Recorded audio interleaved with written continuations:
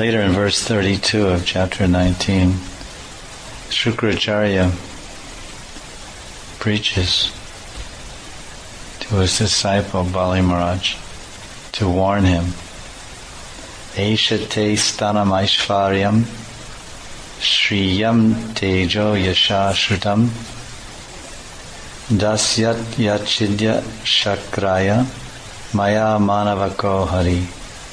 This person falsely appearing as a brahmachari is actually the Supreme Personality of Godhead, Hari. Maya Manavako Hari.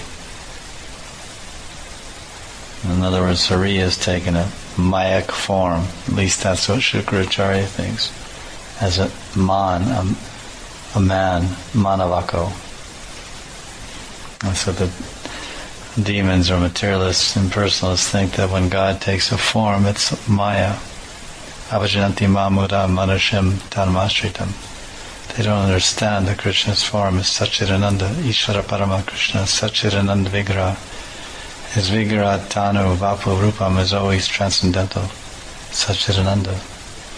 Whether he's a child or a baby or a dwarf or a lion or a turtle or a fish or a pig, that form is transcendental. He's referring here, Shukracharya refers to God as Hari. Vishnu Chakravarti in his purport, he explains about Hari. The word Hari means one who takes away. And what does he take away? If one connects himself with the Supreme Personality of Godhead, Hari, Lord Hari takes away all the devotee's miseries. And in the beginning, Lord Hari also superficially appears to take away all his possessions, reputation, education, and beauty, as is told later in Bhagavatam, in the 88th chapter, verse 8. Yasyaham anagrinami harishyeta dhanam shane, which is the Lord speaking to Maharaj Yudhisthira. O King, the first installment of my mercy toward the devotee is that I take away all his possessions, especially his material opulence, his money. So that's the verse. Prabhupada comments, if a sincere devotee wants Krishna above everything, but at the same time is attached to material possessions, which hinder his spiritual advancement, Krishna, by tactics, will take away all his possessions. If one delivers his mind to Krishna, one can naturally sacrifice everything to satisfy him.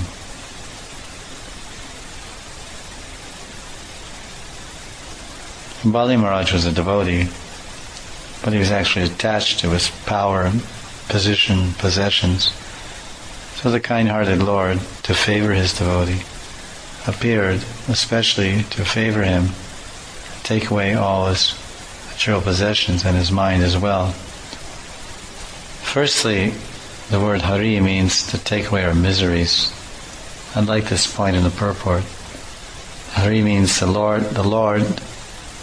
Hari means that aspect or that form or feature of God that takes away all the miseries of his devotees. Without God consciousness, without awareness and the service of Krishna, our lives are miserable. So much anxiety, so much hankering, lamenting, so much disturbance, no peace, no inner joy, no hope, satisfaction. And maybe he takes away money or your reputation, friends, whatever. But the main thing is that Krishna gives us his love and his eternal engagement, which is a perfection of happiness, joy, and fulfillment. Shukracharya was worried because he was self-interested. He was not interested as we heard earlier, if someone is satisfied within, fulfilled within themselves, then they have no personal interest. Shukracharya was dependent on Bali Maharaj's patronage. Bali Maharaj was his jajaman. Shukracharya was the family priest, guru advisor, the purohit. So he was. This is the example of a selfish person. The Smarta Brahman. Shukracharya is the classic Smarta Brahman attached to Vedas, Karmakanda, material pleasure and elevation and sense gratification. So he was afraid if his jajaman, of his supporter, of his life member, Bali Maharaj, offered all of his possessions to this Vamanadev, then that would cause havoc, not only to the king, but to the family of Shukracharya, who depended on Bali's mercy, or let's say Bali's money. So this is the difference between a Vaishnava and a Smarta Brahman. Smarta Brahman is always selfish, interested in material profit. But a Vaishnava is not selfish. He's unselfish. He's not selfish. He's not self-interested. He's interested only in satisfying Krishna. It was very clear that Shukracharya was only interested in personal gain. Later, Shukracharya is explaining about how the Shastras say that money should be divided into five parts: Dharma, Artha, Kam, fame, and family members. Dakfa.